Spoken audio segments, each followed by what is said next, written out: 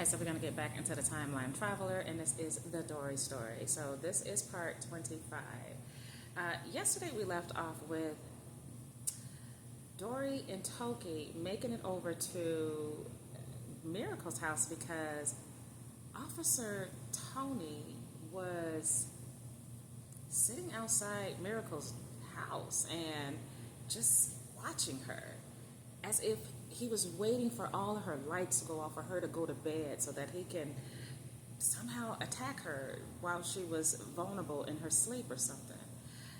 Who knows what he was planning, but it didn't seem like it was a good plan. So Toki and Dori decided to come over and to unravel whatever that was. Toki walked right up to the car and said, "Hey, you got to get out of here. I don't know where you're going, but you can't stay here." So we're going to start there. So when Officer Tony drove off, he was so pissed at the fact that this girl couldn't possibly be who she said she was. Why does she walk around thinking that she was more than him? He knew that she was not a lady. There's no way she could be a lady. He knew a lady when he saw one. And she didn't give no examples of being a lady. I mean, she sat there and showed him her house already. She invited him in. She was too trusting to be a lady. She even sat at the restaurant and drank 2 bottles of wine by herself. Ladies don't act like that. Now he had to come up with a plan to reveal that this woman wasn't who she said she was. He was going to do whatever it takes just to make sure that everybody knew that she wasn't a lady at all. So he drove with speed and he was pissed.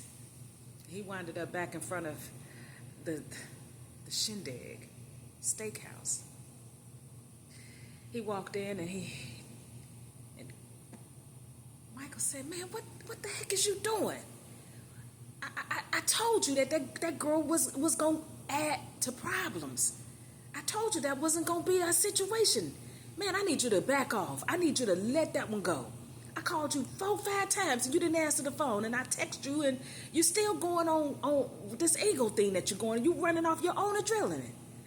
You're going to mess things up trying to do it your way. We got a plan that we got, and you going to mess it up."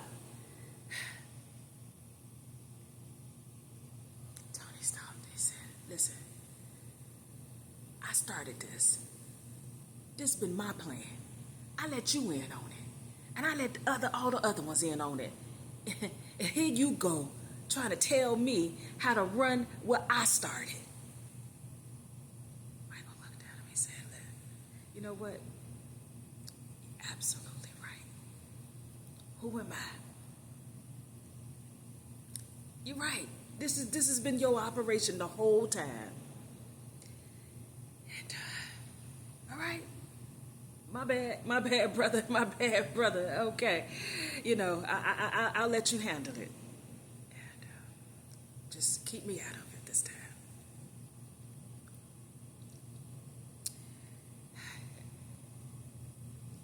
Do me a favor. Excuse yourself from my establishment.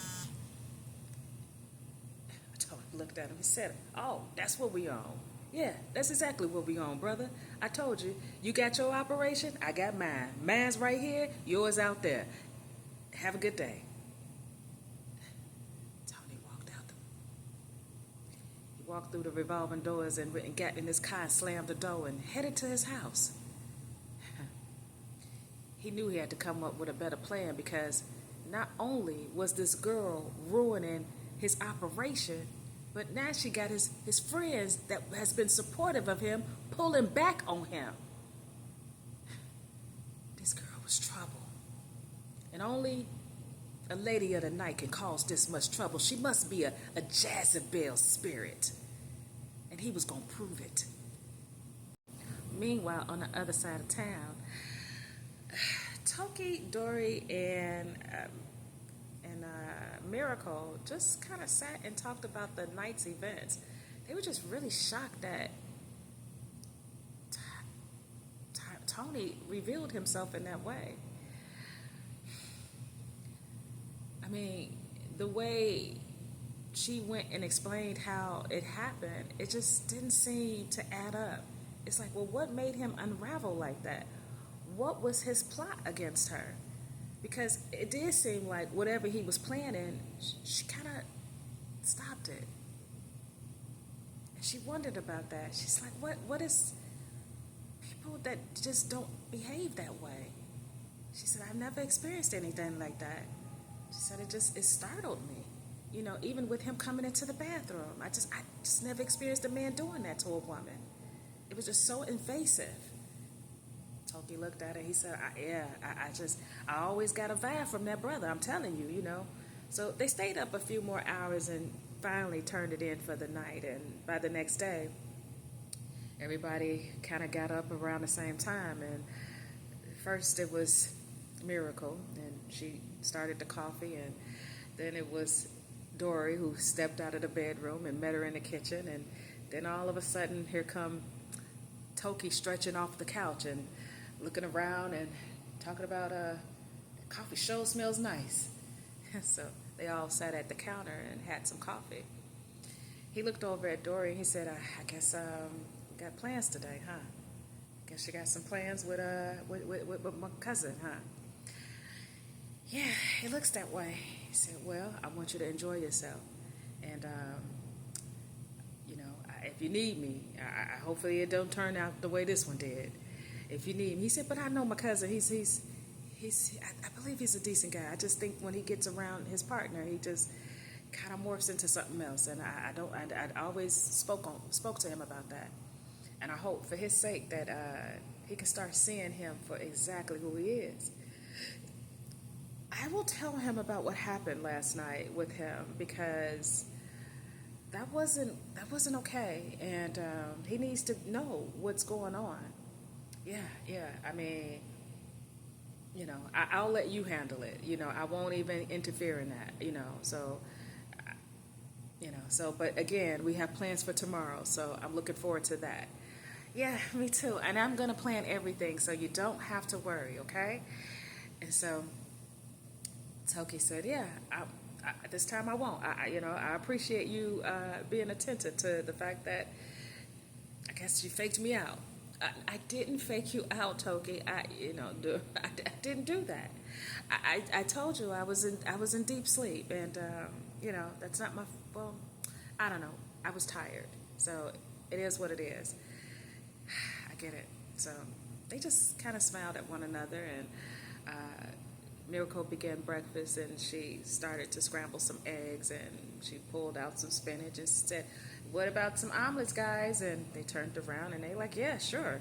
So she wound up pulling out the mushrooms, the onions, and she went full throttle with all the toppings that goes into the omelet.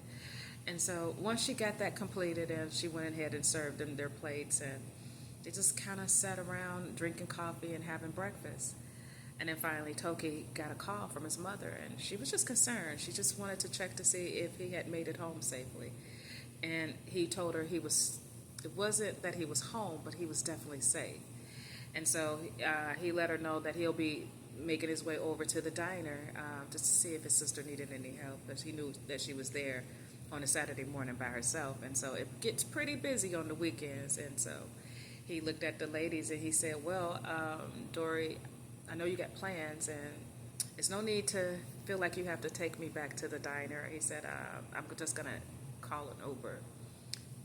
That's not necessary. I can definitely take you. I mean, I'm just having breakfast, and after breakfast, we can head out. What me and your cousin has planned is not until later, and, later this afternoon.